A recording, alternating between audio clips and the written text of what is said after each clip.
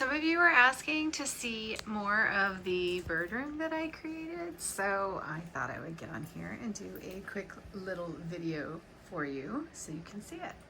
So these are the little birdie condos, and they are open during the day. The lights are on, and the birds can kind of come and go as they please, which they are doing all the time.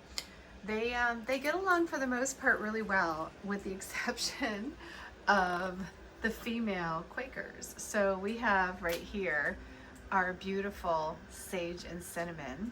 And when Sage and Cinnamon are out, and I did try this again this morning actually, when Sage and Cinnamon are out, Sapphire and Sugar must be in. So they alternate during the day. So this morning, Sapphire and Sugar were out playing, and they were out just a little while ago while I was here, but I can't leave them unattended. So they, one or the other team goes back in as soon as I'm going to be leaving the room.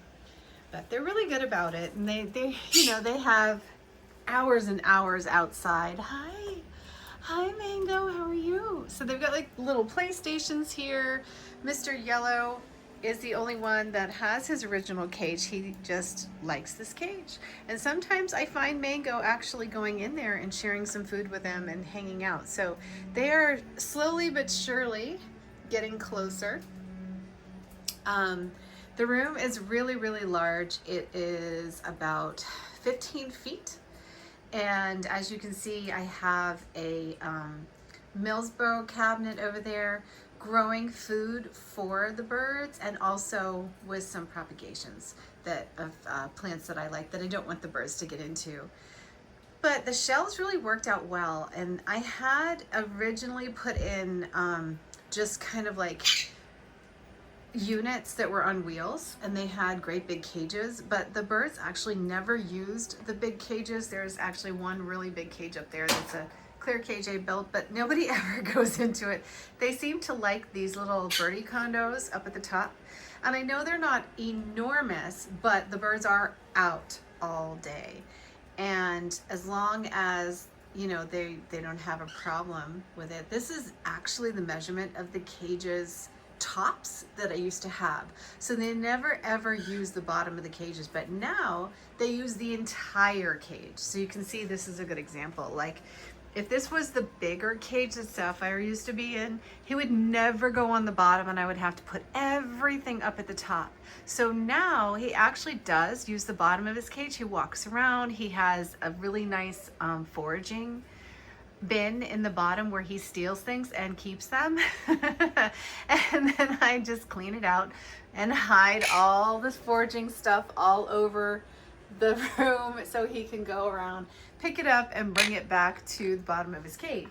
So this worked out really, really well. And like, also I noticed that in this arrangement, my birds really like to switch cages very often. Like today, you know, the greens were in this one, and then they were over in this one. At the end of the day, Mango's always the last little girl to go into a cage.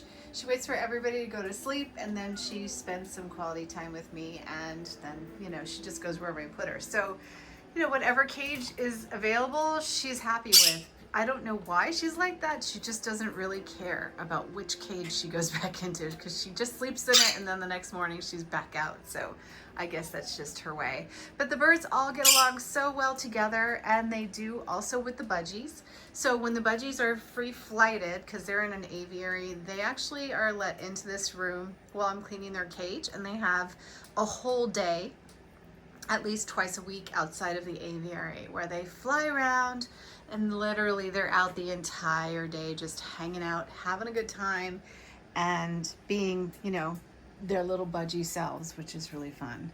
But anyway, this has been my most exciting design so far. And it's funny because when you look online, you literally cannot find any kind of designs for birds.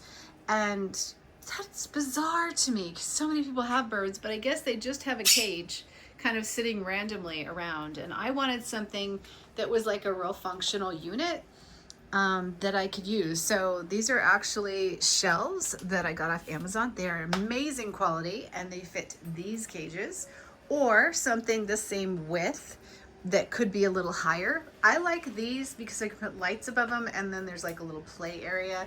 I've installed some teak wood on top just so that if birds are below and like the other birds are hanging out above the cages, that it's not a big deal.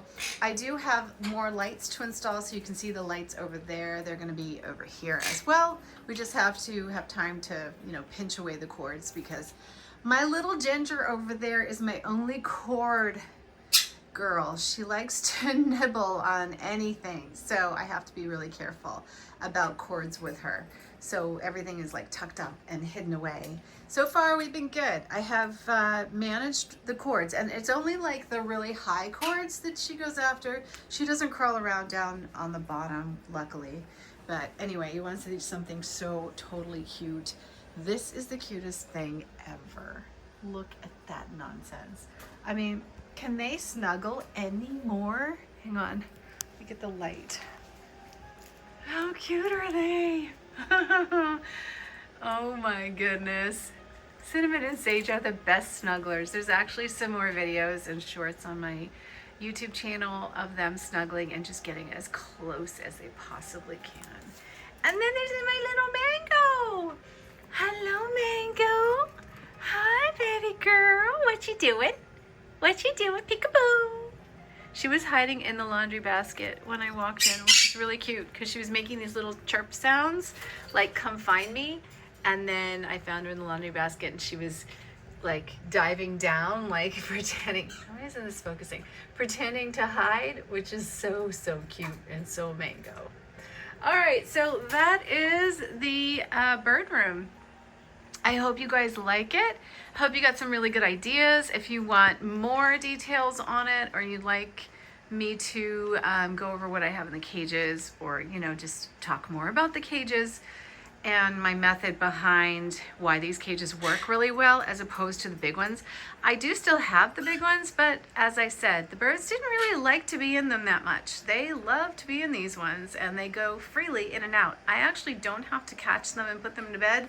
I just start to turn down the lights and they all find their cage like it's musical chairs and they go right in, which is really, really great. You know, you kind of have it right for your birds when they don't run away from you when it's time to close the cage door so that they can't get into anything overnight.